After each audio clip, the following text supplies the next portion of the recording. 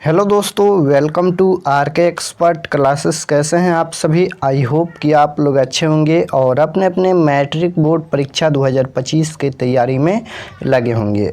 तो अभी के इस क्लास में हम लोग मैट्रिक बोर्ड परीक्षा 2025 के लिए फिजिक्स साइंस के फिजिक्स यानी भौतिकी के जो चैप्टर आप लोग का 3 चैप्टर बोल सकते हो, जिसका नाम है मानव नेत्र, उसमें जितने भी ऑब्जेक्टिव क्वेश्चन हैं अभी के इस क्लास में हम लोग देखने वाले हैं। तो आप लोग से रिक्वेस्ट है, आप लोग क्लास में अंत तक बने रहिएगा। और बीच में लगभग 2 से 3 दिन क्लास नहीं हो पाया, क्योंकि इसका रीज़न ये है कि हम क्वेश्चन तैयार कर रहे थे। लेकिन आज से आप लोग का रोज़ हमेशा क्लास होगा, तो आप लोग शाम 6:30 बजे आप लोग ज़रूर क्लास को ज्वाइन कीजिएगा। तो चलिए बिना देर किए क्लास को स्टार्ट करते हैं। और आप लोग भी अगर तैयारी स्टार्ट नहीं किए हैं तो आप लोग तैयारी स्टार्ट कर दीजिए, क्योंकि कुछ समय निकल गया है। तो चलिए फर्स्ट क्वेश्चन पर आते हैं। फर्स्ट क्वेश्चन यहाँ पर पूछा गया है कि वर्ण विक्षेपण में किस वर्ण का प्रकाश सबसे अधिक विचलित होता है। अगर आप लोग को आंसर याद है तो कमेंट बॉक्स में इसका आंसर भी देते चलिएगा। हमसे पहले आप लोग आंसर जरूर दीजिएगा। हम सभी का आंसर देखते हैं। वर्ण विक्षेपण में किस वर्ण का प्रकाश सबसे अधिक विचलित होता है? ए ऑप्शन है लाल रंग, बी ऑप्शन है पीला, सी ऑप्शन है बैगनी और डी ऑप्शन है आसमानी। तो वर्ण विक्षेपण में किस वर्ण का प्रकाश सबसे अधिक विचलित होता है? क्वेश्चन पूछा गया है कि प्रकाश सबसे अधिक विचलित होता है। सबसे अधिक विचलित किस रंग का होता है? तो आप लोग याद रखिएगा बैगनी रंग का। अगर आप लोग का आंसर सी आ रहा है तो बिल्कुल राइट आंसर है। फर्स्ट क्वेश्चन का आंसर ऑप्शन नंबर सी बैगनी। चलिए नेक्स्ट क्वेश्चन है 2 नंबर कि रेलवे के सिग्नल का प्रकाश लाल रंग का ही क्यों होता है? क्यों होता है? यहाँ पर 4 ऑप्शन दिया गया है। तरंगदैर्घ्य अधिकतम होना, या तरंगदैर्घ्य का न्यूनतम होना, या लाल का ज़्यादा दिखना, या प्रकाश का अधिक प्रकीर्णन होना। तो इसका राइट आंसर क्या हो जाएगा? यहाँ पर रेलवे के सिग्नल का प्रकाश लाल रंग का क्यों होता है? तो ये कारण है तरंगदैर्घ्य अधिकतम होना, इसलिए ऑप्शन नंबर ए बिल्कुल राइट आंसर हो जाएगा। और अगर आप लोग चैनल पर नए होंगे तो चैनल को ज़रूर सब्सक्राइब कर लीजिएगा, ताकि आने वाले नेक्स्ट क्लास आपके पास ज़रूर पहुँचे। आप लोग के लिए इतना मेहनत करते हैं तो आप लोग चैनल को सब्सक्राइब ज़रूर कर लीजिएगा और ज़्यादा से ज़्यादा अपने दोस्तों के पास शेयर कीजिएगा इस क्लास को। 3 नंबर क्वेश्चन है कि श्वेत प्रकाश के विभिन्न वर्णों में विभक्त होने की घटना को क्या कहते हैं? क्वेश्चन पूछा गया है कि श्वेत प्रकाश के विभिन्न वर्णों में विभक्त होने वाली घटना को क्या कहते हैं? तो इसे प्रकाश का वर्ण विक्षेपण कहते हैं। ऑप्शन नंबर बी बिल्कुल राइट आंसर हो जाएगा। प्रकाश का वर्ण विक्षेपण कहते हैं। नेक्स्ट क्वेश्चन है 4 नंबर कि क्या कारण है कि अंतरिक्ष यात्री को आकाश नीले की अपेक्षा काला दिखता है? बताना है यहाँ पर कि क्या कारण है कि अंतरिक्ष यात्री को आकाश नीले की अपेक्षा यानी नीला दिखाई देना चाहिए, लेकिन उसके बदले में काला दिखाई देता है। बताइए तो इसका आंसर क्या होगा? वायुमंडल का होना, या वायुमंडल एंड प्रकीर्णन का न होना, या ज़्यादा प्रकीर्णन का होना, या केवल काला रंग का दिखना। इसका क्या कारण हो सकता है कि अंतरिक्ष यात्री को आकाश नीले की अपेक्षा काला प्रतीत होता है? तो इसका यही कारण होता है कि वहाँ पर कोई वायुमंडल ना होता है, न ही वहाँ पर कोई प्रकीर्णन हो पाता है, इसलिए अंतरिक्ष यात्री को आकाश नीले की अपेक्षा काला प्रतीत होता है। यानी इसका right answer option number B हो जाएगा, वायुमंडल एंड प्रकीर्णन का न होना। ऑप्शन नंबर बी बिल्कुल राइट आंसर हो जाएगा। नेक्स्ट क्वेश्चन है 5 नंबर की अबिंदुकता दूर करने के लिए किस प्रकार के लेंस का व्यवहार किया जाता है? और पिछले क्लास में हम लोग प्रकाश के परावर्तन और अपवर्तन दोनों पढ़ लिया है, सब्जेक्टिव ही और ऑब्जेक्टिव ही। और ये चैप्टर हम नहीं पढ़ाए हैं अभी तक, इसलिए आज इसको हम समाप्त करते हैं ऑब्जेक्टिव, उसके बाद इसका सब्जेक्टिव क्वेश्चन भी आ जाएगा।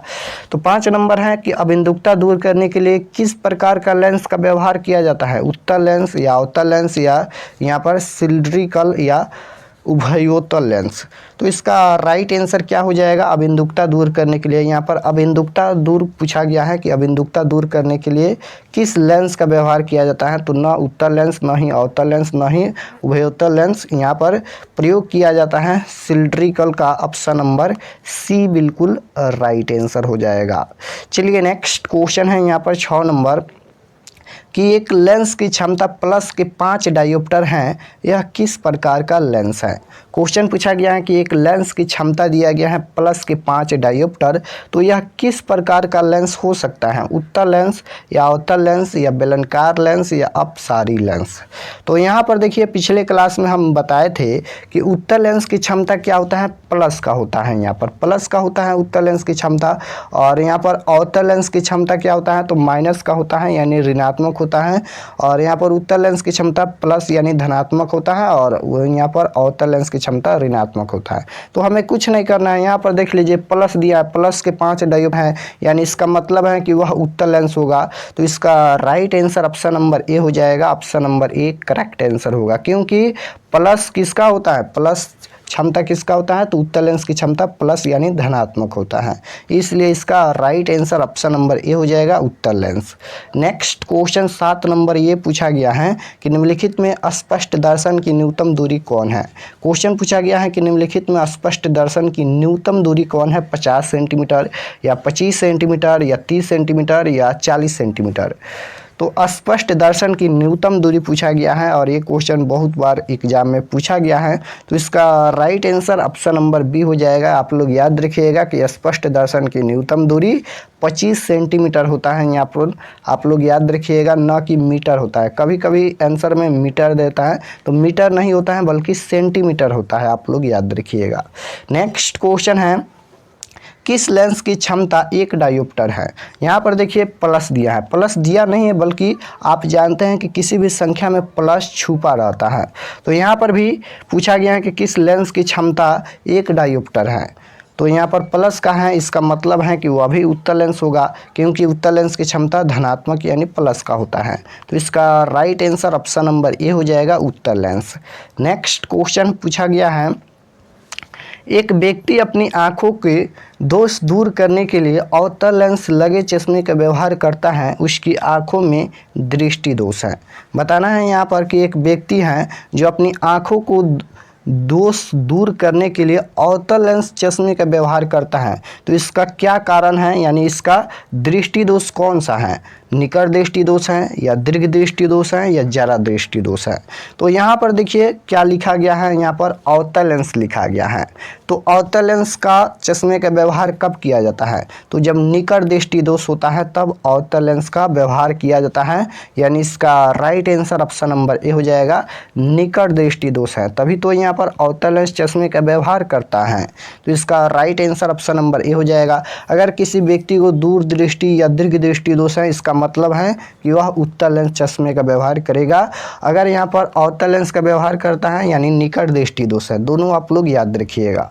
नेक्स्ट क्वेश्चन पूछा गया है कि एक स्वस्थ आँख के लिए दूर बिंदु होता है, एक स्वस्थ आँख के लिए दूर बिंदु कितना होता है, यहाँ पर ये दूर बिंदु पूछा गया है और ये क्वेश्चन 2024 के एग्जाम में पूछा गया है। तो एक स्वस्थ आँख के लिए दूर बिंदु अनंत होता है, न कि 25 सेंटीमीटर होता है, आप लोग याद रखिएगा। यहाँ पर दूर बिंदु पूछा गया है तो अनंत होता है, ऑप्शन नंबर यहाँ पर डी बिल्कुल राइट आंसर हो जाएगा।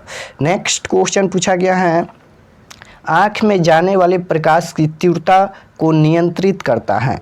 बताना है कि आँख में जाने वाले प्रकाश की तीव्रता को नियंत्रित कौन करता है, कार्निया या पुतली या परितारिका या दृष्टिपटल रेटिना। तो आँख में जाने वाले प्रकाश की तीव्रता को नियंत्रित करता है पुतली, इसका राइट आंसर हो जाएगा ऑप्शन नंबर बी, यहाँ पर पुतली। ऑप्शन नंबर बी बिल्कुल राइट आंसर होगा। नेक्स्ट क्वेश्चन पूछा गया है कि मानव नेत्र के लिए दृष्टि का स्थायित्व होता है। बताना है कि मानव नेत्र के लिए दृष्टि का स्थायित्व क्या होता है, तो ये 1/16 यहाँ पर 16 सेकेंड होता है, जो कि ऑप्शन नंबर बी में दिया गया है। ऑप्शन नंबर बी बिल्कुल राइट आंसर होगा। नेक्स्ट क्वेश्चन पूछा गया है कि निम्नलिखित प्रकाश के रंगों में से किस रंग का अपवर्तनांक अधिकतम है। यहाँ पर पूछा गया है कि निम्नलिखित प्रकाश के रंगों में से किस रंग का अपवर्तनांक पूछा गया है कि किसका अपवर्तनांक अधिकतम है, तो यहाँ पर बैगनी रंग का अधिकतम है, ऑप्शन नंबर डी बिल्कुल राइट आंसर होगा। नेक्स्ट क्वेश्चन है यहाँ पर कि 2 डायोप्टर क्षमता वाले लेंस का फोकांतर क्या होगा। यहाँ पर फोकांतर पूछा गया है, तो हम बताए हैं पिछले क्लास में इसे कैसे निकालिएगा, 1/100 लिखिएगा सबसे पहले और गुना कर दीजिए, कितना दिया है 2 दिया है तो 2 हो जाएगा। अब यहाँ पर देखिए 2/100 इसको भी लिख सकते हैं और इसे कटाएंगे तो कितना हो जाएगा, 50 हो जाएगा। यानी इसका राइट आंसर 50 सेंटीमीटर होगा, जो कि ऑप्शन नंबर डी में दिया गया है। नेक्स्ट क्वेश्चन है कि सामान्य दृष्टि के वयस्क के लिए दर्शन की अधिकतम दूरी होती है लगभग। बताना है कि सामान्य दृष्टि के वयस्क के लिए दर्शन की अधिकतम दूरी लगभग कितना होता है, तो 25 सेंटीमीटर होता है, अभी बताया है।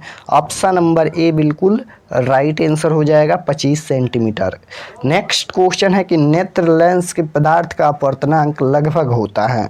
बताना है कि नेत्र लेंस के पदार्थ का अपवर्तनांक लगभग कितना होता है, तो ये 1.396 होता है, जो कि ऑप्शन नंबर यहाँ पर सी में दिया गया है। ऑप्शन नंबर सी बिल्कुल राइट आंसर हो जाएगा यहाँ पर 1.396। ऑप्शन नंबर सी बिल्कुल राइट आंसर होगा। 17 नंबर क्वेश्चन है कि नेत्र लेंस की फोकस दूरी बढ़ जाने से आँख में उत्पन्न दोष होता है।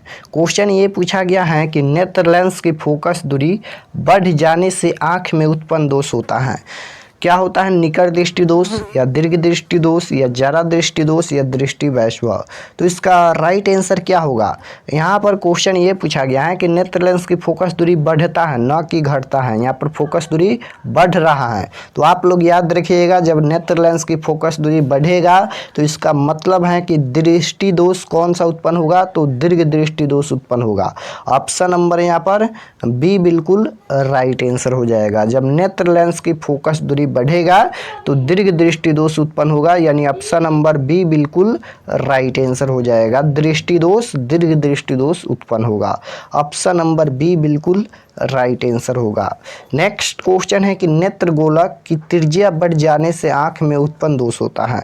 अब यहाँ पर त्रिज्या बढ़ता है ना कि फोकस दूरी बढ़ता है। हम लोग अभी क्वेश्चन देखे हैं कि नेत्र गोलक यानी नेत्र लेंस की फोकस दूरी जब बढ़ता है तो दीर्घ दृष्टि दोष उत्पन्न होता है, और यहाँ पर पूछा गया है कि त्रिज्या बढ़ जाने से आंख में कौन सा दोष उत्पन्न होता है।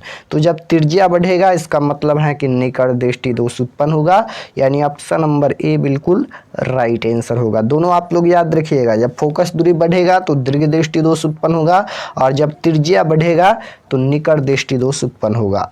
नेक्स्ट क्वेश्चन है कि डॉक्टर वर्मा के चश्मे की क्षमता प्लस के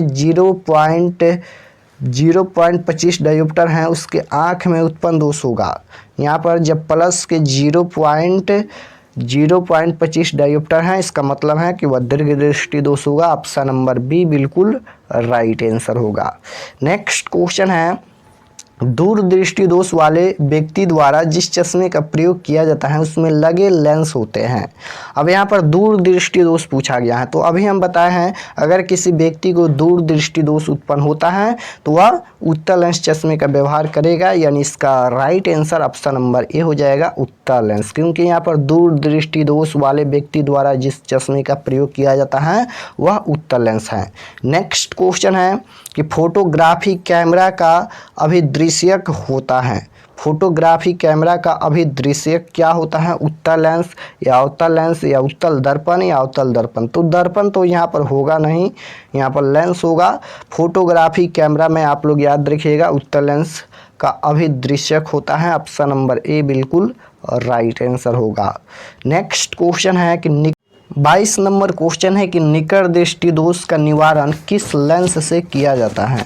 क्वेश्चन पूछा गया है कि निकट दृष्टि दोष का निवारण किस लेंस से किया जाता है। यहाँ पर निकट दृष्टि दोष पूछा गया है, तो अभी हम बताए हैं कि अगर किसी व्यक्ति को दूर दृष्टि दोष उत्पन्न होता है या दीर्घ दृष्टि दोष, दूर और दीर्घ दृष्टि दोष एक ही होता है, तो अगर किसी व्यक्ति को दूर या दीर्घ दृष्टि दोष उत्पन्न होता है तो वह अवतल लेंस नहीं बल्कि उत्तल लेंस का प्रयोग करेगा। अगर किसी व्यक्ति को निकट दृष्टि दोष उत्पन्न होता है तो इसका मतलब है कि वह अवतल लेंस का प्रयोग करेगा, यानी इसका right answer option number B हो जाएगा। निकट दृष्टि दोष का निवारण अवतल लेंस द्वारा किया जाता है। ऑप्शन नंबर बी बिल्कुल राइट आंसर होगा। नेक्स्ट क्वेश्चन है कि मानव नेत्र अभिनेत्र लेंस की फोकस दूरी को समायोजित करके विभिन्न दूरियों पर रखी वस्तुओं को फोकसित कर सकता हैं, ऐसा हो पाने का क्या कारण हो सकता है?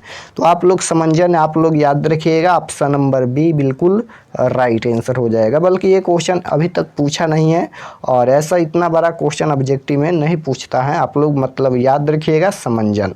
नेक्स्ट क्वेश्चन है कि मानव नेत्र जिस भाग पर किसी वस्तु का प्रतिबिंब बनाते हैं वह क्या होता है? मानव नेत्र जिस भाग पर किसी वस्तु का प्रतिबिंब बनाते हैं वह क्या होता है? तो आप लोग याद रखिएगा दृष्टिपटल या रेटिना, दोनों होता है। कभी कभी आंसर में दृष्टिपटल के जगह पर रेटिना देता है, तो आप लोग दोनों याद रखिएगा। मानव नेत्र जिस भाग पर किसी वस्तु का प्रतिबिंब बनाते हैं वह दृष्टिपटल होता है या रेटिना होता है। ऑप्शन नंबर डी बिल्कुल राइट आंसर हो जाएगा, दृष्टिपटल या रेटिना। नेक्स्ट क्वेश्चन है कि मानव नेत्र में किस प्रकार का लेंस पाया जाता है? मानव नेत्र में किस प्रकार का लेंस पाया जाता है? तो मानव नेत्र में उत्तल लेंस पाया जाता है। ऑप्शन नंबर ए बिल्कुल राइट आंसर हो जाएगा, मानव नेत्र में उत्तल लेंस ही पाया जाता है। नेक्स्ट क्वेश्चन है कि मानव नेत्र द्वारा बने प्रतिबिंबों के लिए पर्दे का कार्य करता है। मानव नेत्र द्वारा बने प्रतिबिंबों के लिए पर्दे का कार्य कौन करता है? कार्निया या परितारिका या पुतली या दृष्टिपटल? तो मानव नेत्र द्वारा बने प्रतिबिंबों के लिए पर्दे का कार्य करता है दृष्टिपटल। ऑप्शन नंबर यहाँ पर डी बिल्कुल राइट आंसर हो जाएगा, दृष्टिपटल। नेक्स्ट क्वेश्चन है कि समान आँख के दृष्टिपटल यानी रेटिना पर बनने वाला प्रतिबिंब कैसा होता है? क्वेश्चन पूछा गया है कि समान आँख के दृष्टिपटल यानी रेटिना पर बनने वाला प्रतिबिंब कैसा होता है? तो वह प्रतिबिंब होता है काल्पनिक तथा सीधा। ऑप्शन नंबर बी बिल्कुल राइट आंसर हो जाएगा, यहाँ पर काल्पनिक तथा सीधा। यहाँ पर देख लीजिए 4 ऑप्शन दिया गया है, लेकिन यहाँ पर ऑप्शन नंबर बी इसका राइट आंसर हो जाएगा। समान आँख के दृष्टिपटल पर बनने वाला प्रतिबिंब काल्पनिक तथा सीधा होता है।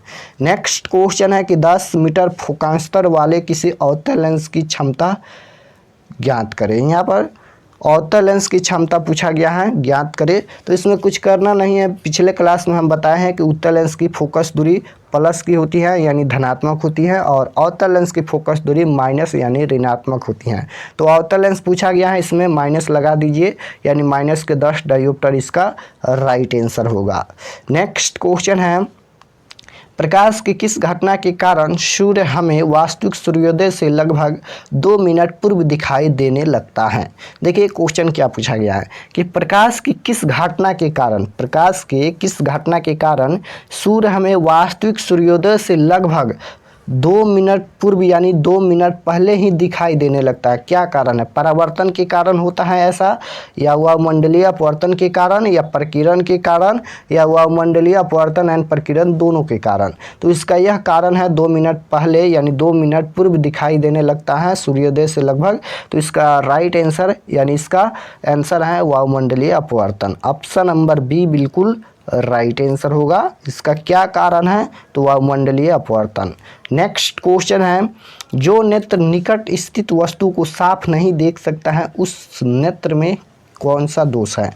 क्वेश्चन ये पूछा गया है कि जो नेत्र निकट स्थित वस्तु को साफ नहीं देखता है, यानी निकट की वस्तु जो है उसे साफ साफ नहीं देख सकता है, लेकिन दूर की वस्तु को वह साफ साफ देख सकता है, तो इसमें कौन सा दृष्टि दोष है? तो इसमें दूर दृष्टि दोष है। ऑप्शन नंबर यहाँ पर ए बिल्कुल राइट आंसर हो जाएगा। यहाँ पर देखिए जो नेत्र निकट स्थित वस्तु को साफ नहीं देखता है, यानी निकट यानी नज़दीक का वस्तु को साफ साफ नहीं देखता है, यानी वह दूर की वस्तु को साफ साफ देख सकता है, इसलिए उस नेत्र में दूर दृष्टि दोष ही उत्पन्न होगा।